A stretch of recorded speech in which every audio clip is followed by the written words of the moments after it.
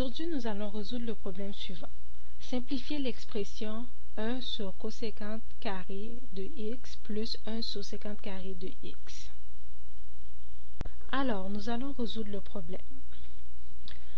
Fait que nous avons l'expression 1 sur coséquente carré de x plus 1 sur séquente carré de x. Et nous devons simplifier cette expression. Pour commencer, ce qu'on va faire, c'est qu'on va réécrire l'expression sous la forme suivante. 1 sur coséquente de x, tout cela au carré, plus 1 sur séquente de x, tout cela au carré, est égal à. Alors, ici, j'ai écrit quelques identités trigonométriques. Nous savons que la fonction inverse de sinus est la fonction coséquente. Fait que coséquente x est égal à 1 sur sin x. Fait que on peut déduire que sinus de x est égal à l'inverse de la fonction coséquente. Fait que sinus de x est égal à 1 sur coséquente de x. Ensuite, nous savons que la fonction inverse de cosinus est la fonction séquente.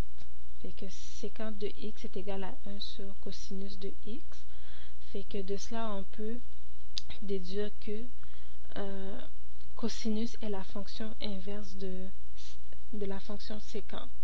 Alors cosinus x est égal à 1 sur séquente de x. Fait qu'on va continuer avec la simplification de notre expression. Fait qu'on va remplacer 1 sur coséquente de x par sinus de x. X au carré. Fait que ici on a 1 sur séquente de x. Fait que nous savons que cosinus est l'inverse de la fonction séquente. Fait qu'on va remplacer 1 sur séquente par cosinus x. Tout cela au carré. Ensuite, ça nous donne sinus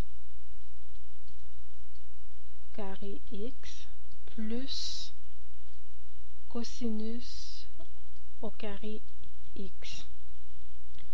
Fait que sinus au carré x plus cosinus au carré x est la première identité fondamentale qui est appelée l'identité de Pythagore.